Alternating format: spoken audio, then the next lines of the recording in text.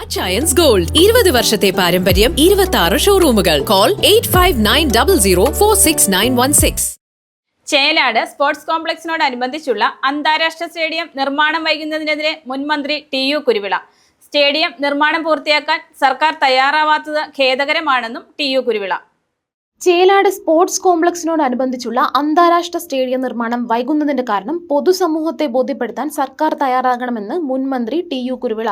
2006 സ്റ്റേഡിയത്തിന്റെ ആദ്യഘട്ട നിർമ്മാണ പ്രവർത്തനങ്ങൾക്കായി 5,65,00,000 രൂപ സർക്കാർ അനുവദിച്ചിരുന്നു. ടെൻഡർ നടപടികൾ പൂർത്തിയാക്കി ചുറ്റുമതിൽ കെട്ടലും തറ നിരപ്പാക്കലും അടക്കമുള്ള നിർമ്മാണ പ്രവർത്തനങ്ങൾ ആരംഭിക്കുകയും ചെയ്തു.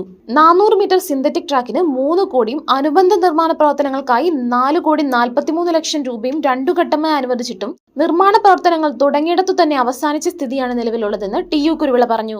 2006 തുടങ്ങി വെച്ചതായ ഈ സ്റ്റേഡിയം അത് തീർത്തില്ലെങ്കിൽ ഇന്ന് കൊച്ചിയിൽ നടക്കുന്നതായ എല്ലാ ഇതും ഈ സ്റ്റേഡിയത്തിൽ വരുമായിരുന്നു. ഇത് ഗവൺമെൻറ് ചെയ്ത വലിയ ക്രൂരതയാണ്. അതുകൂടാതെ സ്റ്റേഡിയത്തിൽ ഇപ്പോൾ ഒരു പോളിടെക്നിക്കിന് വേണ്ടി ഒരു ബിൽഡിംഗ് പണിതിട്ടുണ്ട് സ്റ്റേഡിയത്തിൻ്റെ സ്ഥലത്ത്. അപ്പോൾ അത് വലിയ ഉപയോഗശൂന്യമായി കിടക്കുക. അവിടെ വലിയ ഒരു വർക്കും നടക്കുന്നില്ല, ഒരു ഉപയോഗമില്ല. പർപ്പസായി ആ സ്റ്റേഡിയം വേണ്ട എന്ന് വെക്കാൻ വേണ്ടി ചെയ്ത ഒരു നീച പ്രവർത്തനമാണത്.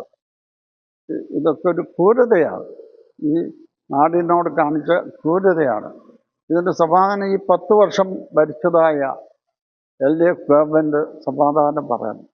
ചേലാട് സ്റ്റേഡിയം നിർമ്മാണം പൂർത്തിയാക്കാൻ സർക്കാർ തയ്യാറാകാത്തത് ഖേദകരമാണെന്നും നിർദ്ദിഷ്ട സ്റ്റേഡിയം കാടുമൂടിയ നിലയിലാണെന്നും ടി.യു. കുരുവിള ചൂണ്ടിക്കാട്ടി.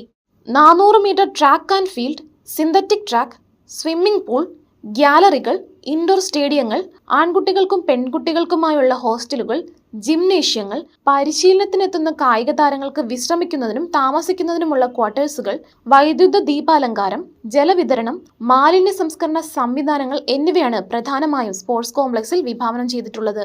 കായിക മേഖലയുടെ വളർച്ചയ്ക്ക് പുത്തനുണർവാകുന്ന ചേലാട് സ്പോർട്സ് കോംപ്ലക്സ് നിർമ്മാണം പൂർത്തിയാക്കാൻ സംസ്ഥാന സർക്കാർ ഇനിയെങ്കിലും അടിയന്തര നടപടികൾ സ്വീകരിക്കണമെന്ന് ടി.യു. കുരുവിള ആവശ്യപ്പെട്ടു.